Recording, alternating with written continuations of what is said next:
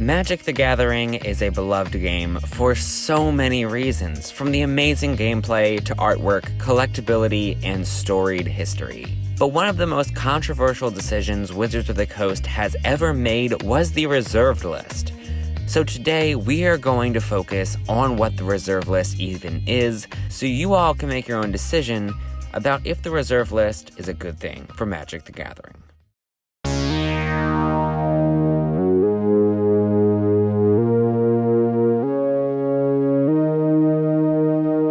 The reserve list is trending right now in Magic news, and I think a lot of players, even those experienced, are not exactly sure what the reserve list is, and why reserve list cards keep making Magic news with buyouts and complaints. So today we are going to discuss the ins and outs of the reserve list and why reserve list cards can be so expensive. And why am I qualified to teach this? Well, because I do have a few of those cards, and more importantly, the internet. Let's start with the big question on everyone's mind.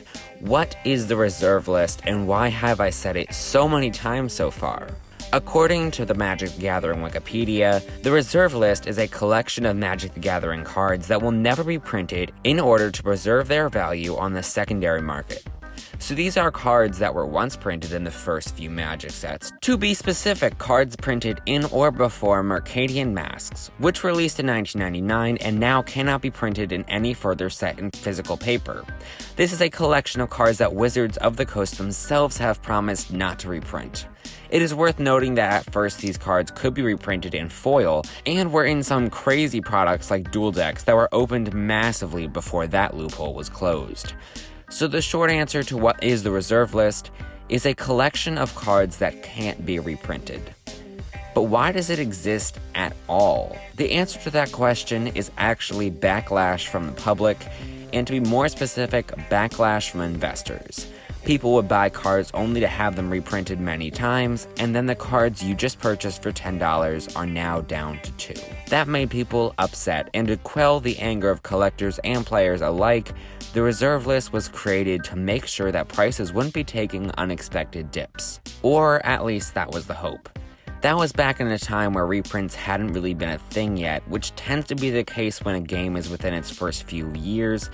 So some bought into a card expecting it to be the next big thing, and then lost a lot of money when it was reprinted out of nowhere. Cards on the reserve list come in a large range of absolutely broken cards like Black Lotus to dinky little elven liars. But all of these cards have the capability to spike and command crazy high price points, which is why these cards catch headlines for aggressive increases in price.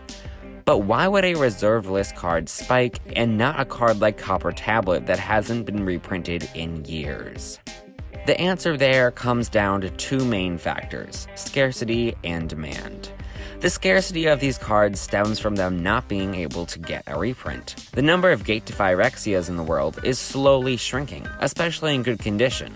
Whether accidentally thrown out in an old collection, played, misplaced, faded by the sun, or destroyed in a fit of rage, the number of Gate to Phyrexias will slowly shrink and never go back up, meaning that if you want to buy one, you have less and less options as to where.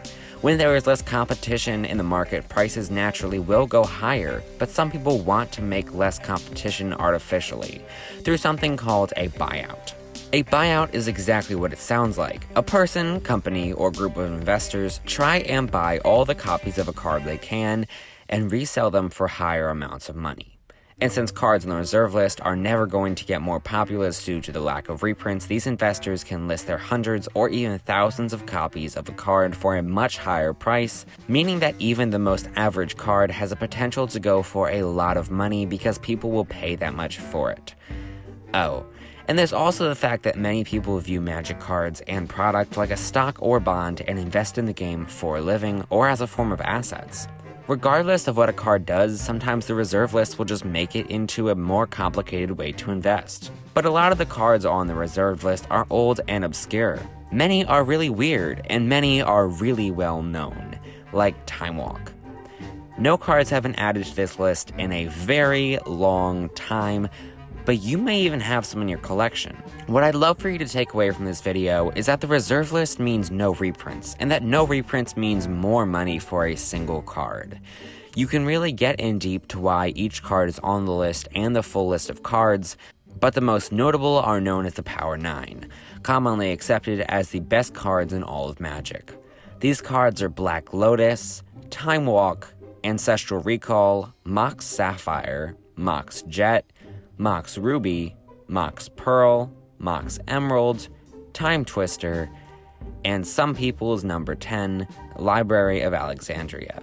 Now, these are not to be confused with the other Power 9, Yargle.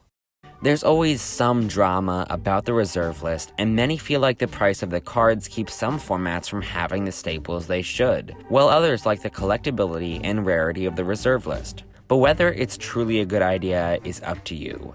But hopefully I have provided you with a greater knowledge of the reserve list, and if I did not, let me know in the comments. If I did, then a like on this video and a subscription to this channel would be incredible. If you are in the market for a Black Lotus, or any other card for that matter, then a purchase through my TCG Player affiliate link would not only greatly help the channel, but cost nothing else to you. And if you do drop thousands of dollars on a Black Lotus, then thank you. Like, a lot. But you don't need to buy a Black Lotus for me to say thank you for watching, and have a great day.